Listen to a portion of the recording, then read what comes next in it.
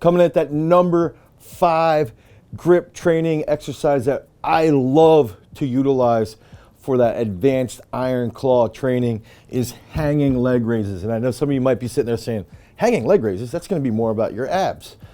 But try this. If you utilize hanging leg raises, use it hanging off of towels. You could put towels around the actual bar to make it a little bit fatter grip. Or on top of that, you could use a traditional standard pull-up bar and time yourself so that you have to do hanging leg raises for 60 seconds, for 90 seconds. So now all of a sudden we take this hanging leg raise and we take it from just being an ab exercise to now it's a grip training exercise in conjunction with your trunk. And so one of the other great factors here is that in wrestling, oftentimes there's going to be that collar tie. And when there's a collar tie, you're going to be heavy on the head. You're going to have a lot of hip flexion. So now when we're doing that hanging leg raise, we're going to have hip flexion with a lot of grip. So we got to think about that grip on the bar almost as though we're getting that collar tie. One of the fortunate things behind our abs and one of the fortunate aspects behind our forearms is that our forearms and our grip can recover pretty quickly.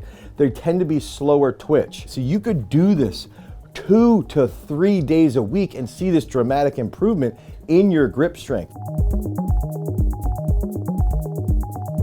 Why is grip training so important for wrestling? Why is grip training important in general for sports? Is that a lot of strength in the bicep comes from how strong our forearm is, how strong our grip is. And in wrestling specifically, now we can get really, really heavy on the head. We can manipulate someone just with our forearms. Now all of a sudden it's easier to get that Russian tie.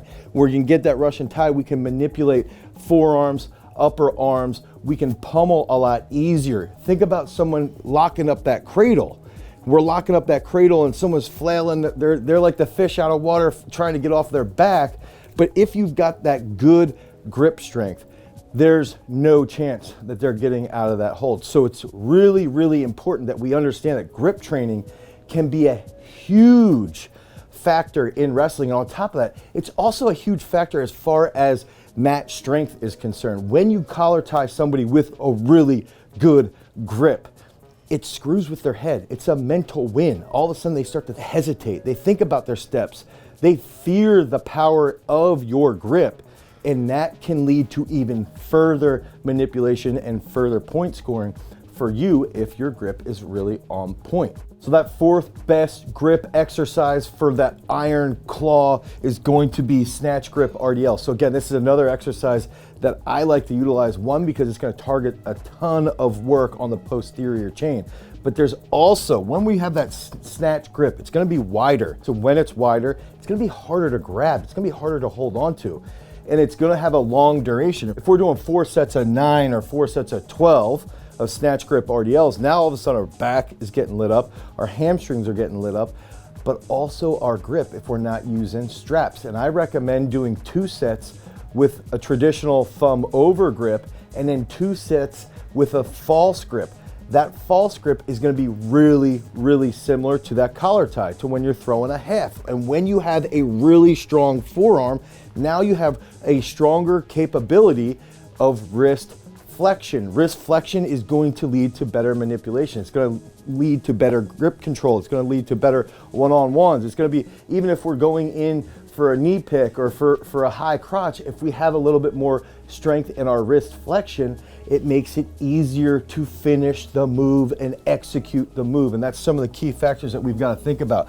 But going back to that snatch grip deadlift, 2 sets of the traditional thumb over, 2 sets of that false grip. Do this for 7 to 12 reps, anywhere along those lines, and you're going to see a huge improvement in your long duration grip.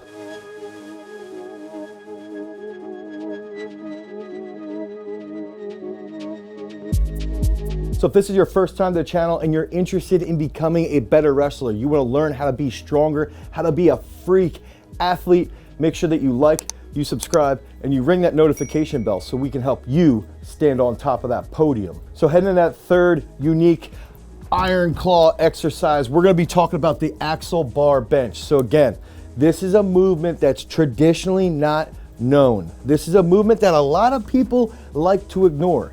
And we've got bars here that are 2.5 inches, 2 inches thick. And one of the big key factors is that in wrestling, it's easy to try and train wrist flexion, okay? It's easy to do that.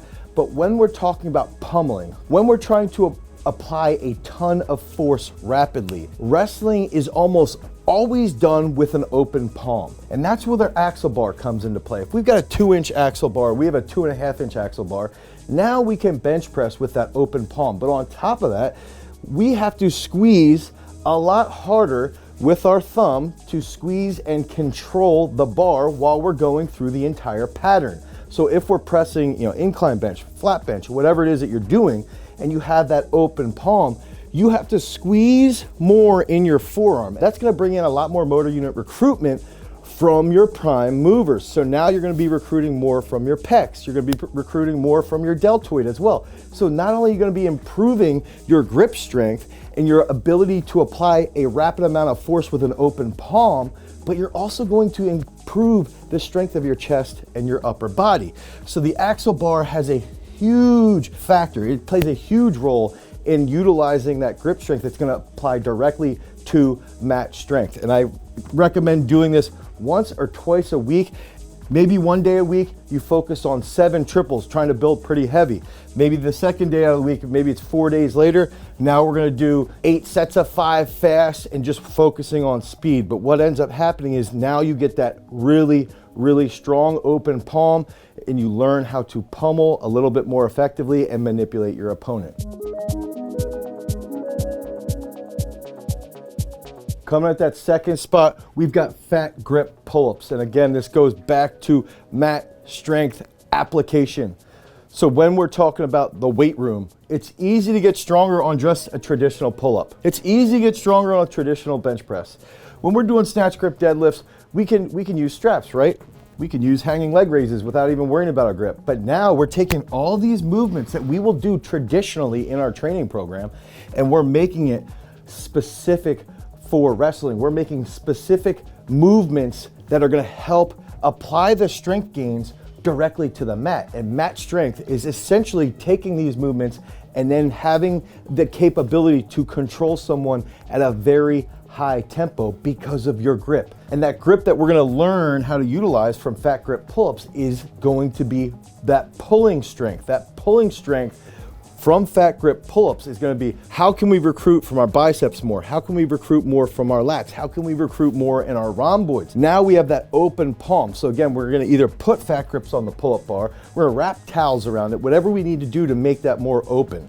Now that's more open, we're gonna get more recruitment from our lats. We get more recruitment from our lats, and then when we get to the top, I wanna see that squeeze with the sternum into the bar.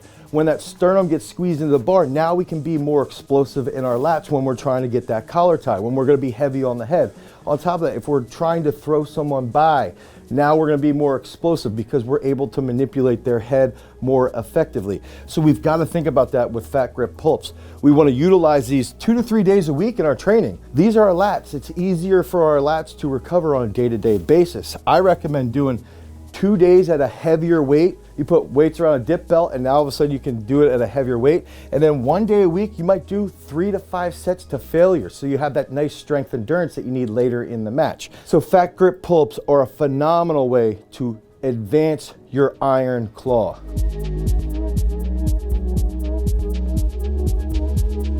So all these movements are complicated, and then there's other movements that are traditional strength training movements that you can utilize and tweak a little to help improve that iron claw, to help improve that grip. And when we're talking about mat strength, grip is key, but it comes down to, how do we put this all into a program? We can't just go into the weight room and do all these exercises and then call it a day. We've got to think about, how can we program a long-term periodized system to help constantly improve our grip, but also improve our entire body so we don't have any structural leakage when we're talking about strength training. So what we've done is we've put together our Iron Claw grip training program. If you click on the link down below, you can head over to garagestrength.com and you can pick up your Iron Claw program today, and it's gonna walk you through a day-by-day training system designed specifically to utilize these movements and improve your iron grip. So coming at that number 1 exercise to improve your iron claw, we're gonna be talking about plate flips. And I believe plate flips are a movement that every wrestler should be doing every day after wrestling practice. They could be doing this every day after their lifts. You get a 10K, you get a 15 kilo plate or 25 or 35 pound plate that's a rubber plate and it doesn't have a lip on it. And you flip that, you catch rapidly. Flip, you catch rapidly. Maybe you're doing 5 or 6 reps on each plate, and then after those 6 reps, now all of a sudden you have to isometrically hold this for a long duration. So maybe you have to hold it for 45 to 50 seconds.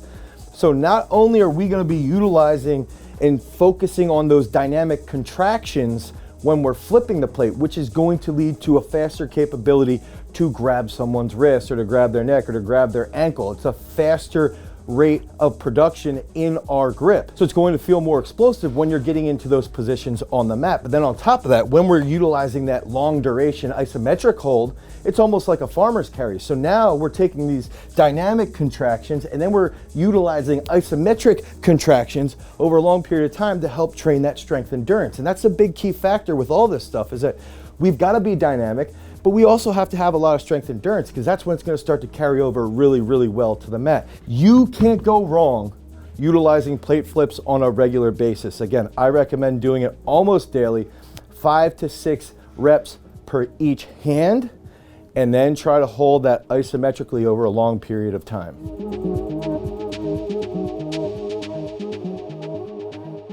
So if you want help to utilize better grip-based exercises, we put together an entire Iron Claw program. It's available down in the link down below in our description. You can click on that, head over to garagestrength.com, and the Iron Claw program is gonna help you keep that cradle lock. It's gonna help you feel heavier on the head so that you're standing on top of the podium becoming a champion. If you want more videos about wrestling-based training, you can click on this card right here. Until next time, guys, peace.